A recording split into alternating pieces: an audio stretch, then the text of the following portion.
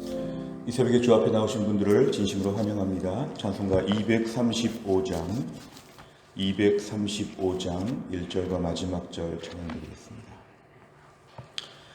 찬송가 235장입니다.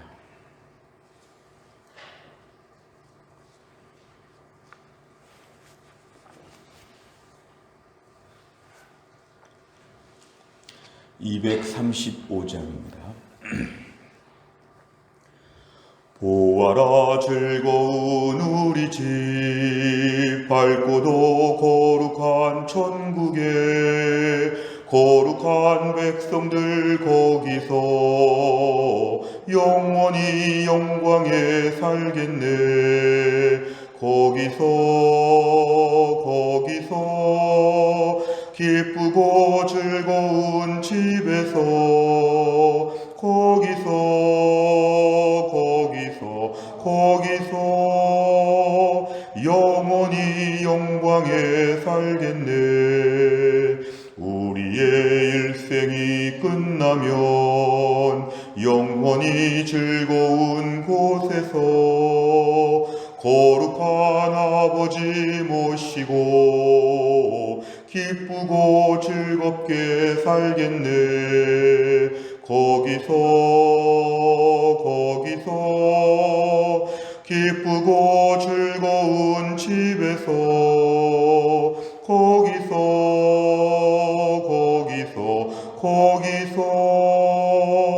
기쁘고 즐겁게 살겠네. 아멘. 하나님 말씀은 사도행전 24장 10절부터 16절까지입니다. 신약성경 사도행전 24장 10절부터 16절의 말씀, 신약성경 230페이지에 있습니다.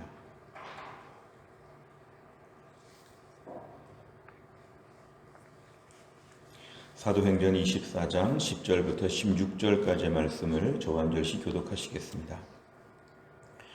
총독이 바울에게 머리로 표시하여 말하라 하니 그가 대답하되 당신이 여러 해 전부터 이 민족의 재판장 된 것을 내가 알고 내 사건에 대하여 기꺼이 변명하나이다.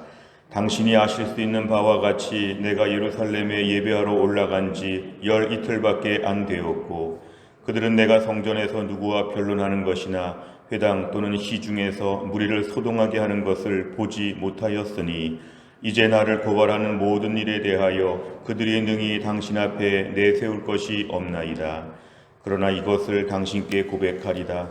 나는 그들이 이단이라 하는 도를 따라 조상의 하나님을 섬기고 율법과 선지자들의 글에 기록된 것을 다 믿으며 그들이 기다리는 바 하나님께 향한 소망을 나도 가졌으니 의인과 악인의 부활이 있으리라 함이니이다. 같이 읽습니다. 이것으로 말미암아 나도 하나님과 사람에 대하여 항상 양심에 거리낌이 없기를 힘쓰나이다. 아멘.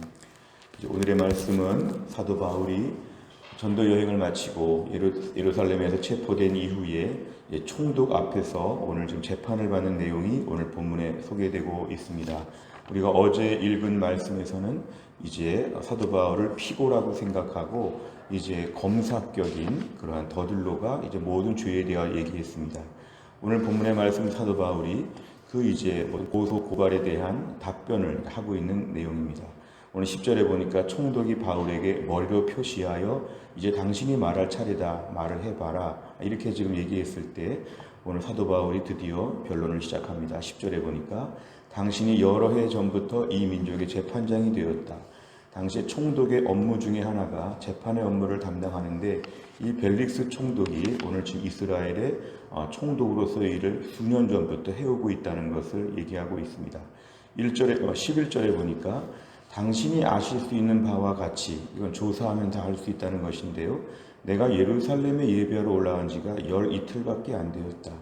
그러니까 12일밖에 안 되었다는 거죠. 그러니까 사도 바울은 실제로 이스라엘에 별로 있지 않았고 주로 터키나 그리스 지역에 이렇게 많은 해외 지역에 선교했기 때문에 그렇게 예루살렘에서 뭔가 일을 벌릴 만한 그런 시간적인 여유는 안 됐다. 12일밖에 안 됐다고 정확하게 날짜를 이렇게 정해서 밝힙니다. 11절에서 첫 번째 자기의 변명을 얘기했고요. 12절에 보면 두 번째인데요. 내가 성전에서 누구와 변론하는 것, 회당 또는 시중에서 무리를 소동하게 하는 것, 이거 이 사람들은 못 봤다는 것입니다. 그러니까 이 고소 고발이 사실은 사실관계에 있어서 다르다는 것이죠. 성전에서 누구와 얘기하는 것, 또 막 무리를 소동케 한 것, 옛날 터키 지역에서는 좀 그런 것이 있었지만 소아시아 지역에서는 여러 가지 좀 많은 어려움들이 있었지만 예루살렘에서는 이런 일이 없었다는 것을 오늘 분명하게 밝힙니다. 오늘 또 한 가지 14절에 보니까 나는 하나님을 섬기고 율법과 선지자들의 글에 기록된 것을 나는 다 믿는다. 그러니까 오늘 바울에 대한 고소 고발 중에 하나는 뭐냐면 율법을 무시하는, 마치 유대인들을 혼란시키는 것처럼 얘기하지만 사도 바울은 내가 율법을 무시하거나 그렇지 않다, 이런 말까지도 합니다. 그러니까 사도 바울이 나름대로 지금 변명하는 이유들을 세 가지나 오늘 본문에 얘기하고 있습니다. 그런데 오늘 15절 이하를 보면 사도 바울은 본인의 신앙을 고백합니다. 나는 하나님께 대한 소망을 가지고 있는데 의인과 악인의 부활이 있으리라 함이니이다.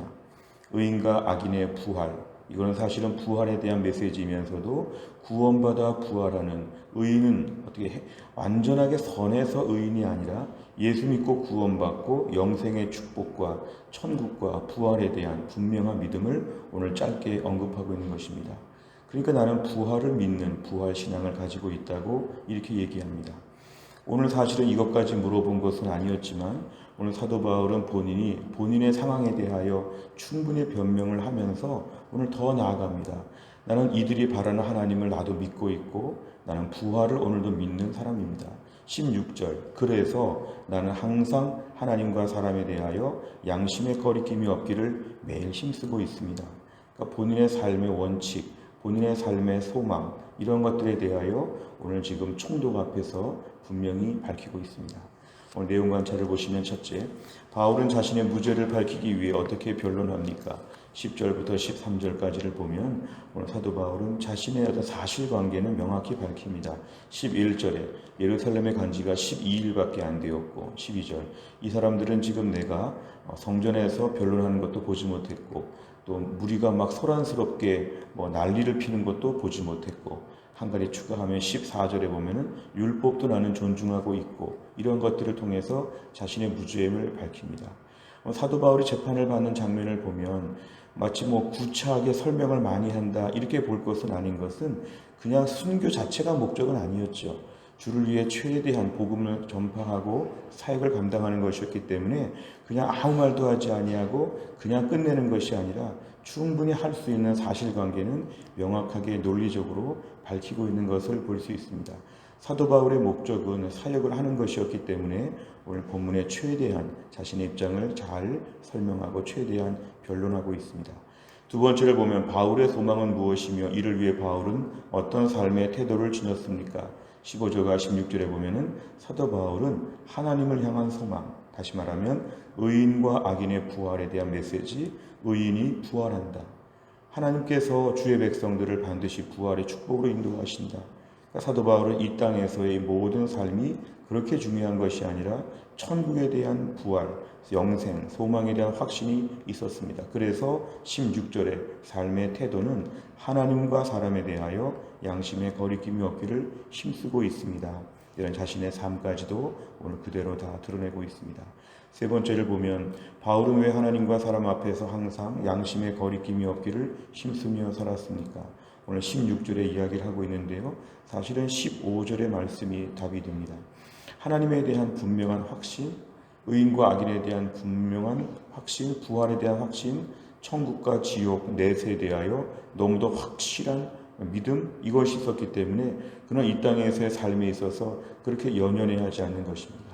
떵떵거리면서 살고 높아지며 살고 이 땅이 끝인 것처럼 여기서 마지막까지 뭐를 더 챙기고 누리고 복을 받아야 되고 이런 것이 아니라 사도 바울은 영원한 하늘나라에 대한 소망이 있었기 때문에 그는 하나님 앞에서, 왜냐하면 주님 앞에 설 것이기 때문에, 또한 사람들, 그렇게 오래 볼 사람들은 또 아니기 때문에 어떻게 보면 모든 것에 있어서 매우 단순하고 분명한 삶을 살았다는 것입니다.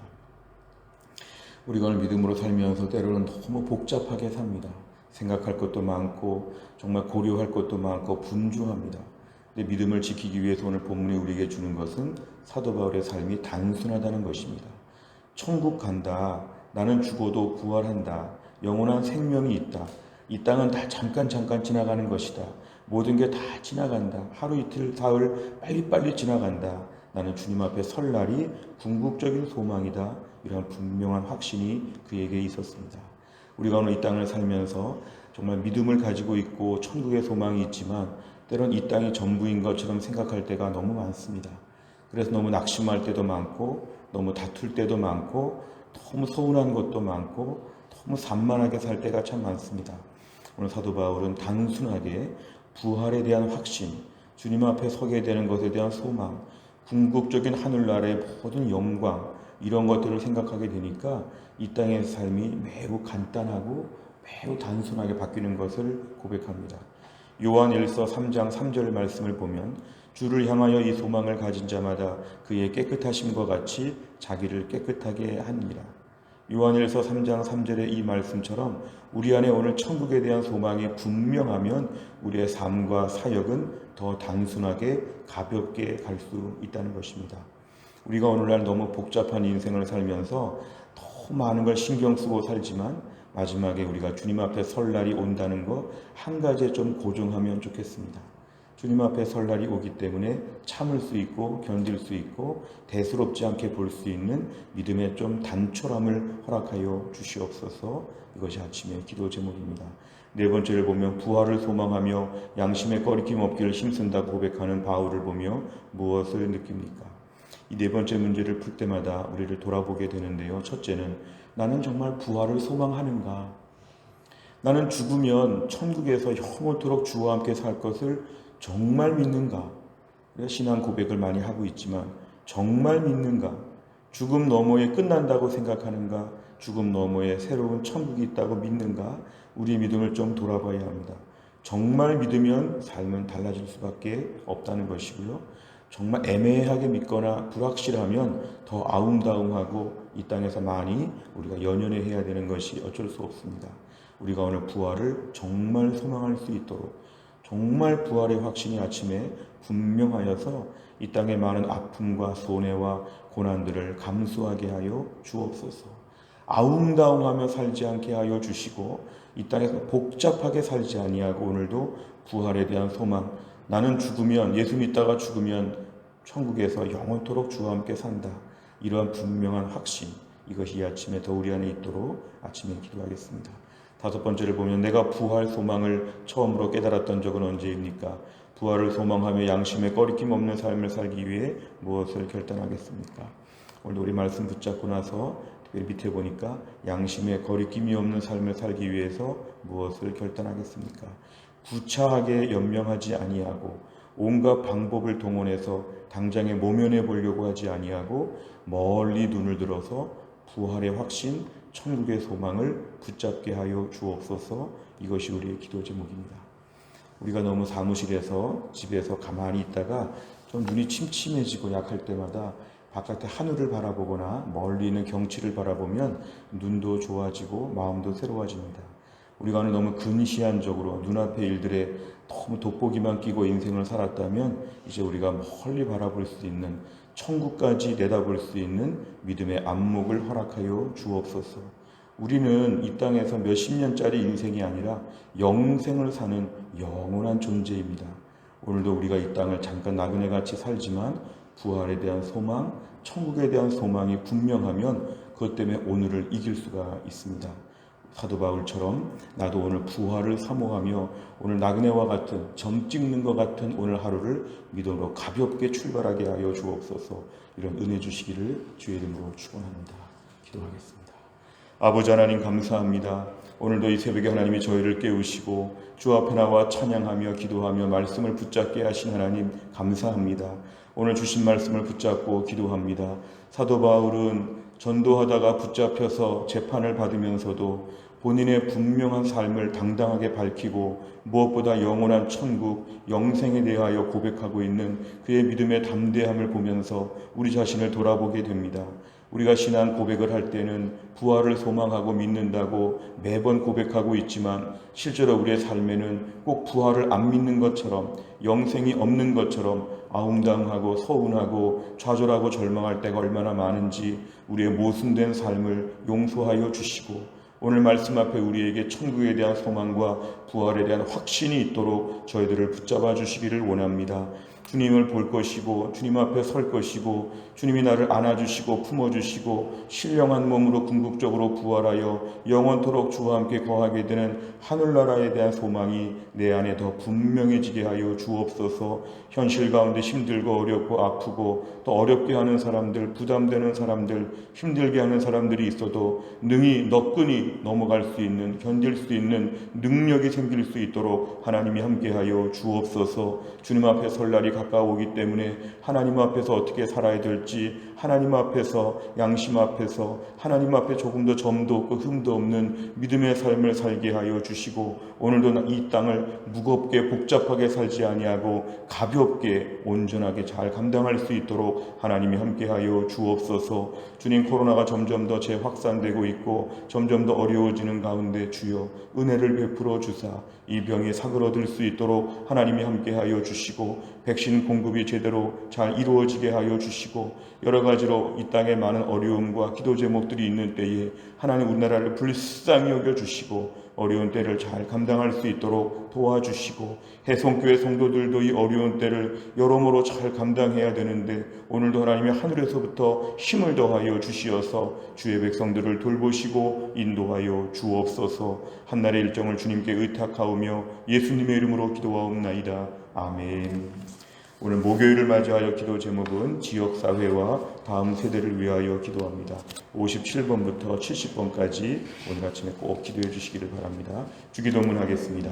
하늘에 계신 우리 아버지여, 이름이 거룩히 여김을 받으시오며 나라 임하옵시며 뜻이 하늘에서 이룬 것 같이 땅에서도 이루어지이다. 오늘날 우리에게 일용할 양식을 주옵시고 우리가 우리에게 죄 지은 자를 사하여 준 것 같이 우리 죄를 사하여 주옵시고 우리를 시험에 들게 하지 마옵시고 다만 악에서 구하옵소서. 대개 나라와 권세와 영광이 아버지께 영원히 있사옵나이다.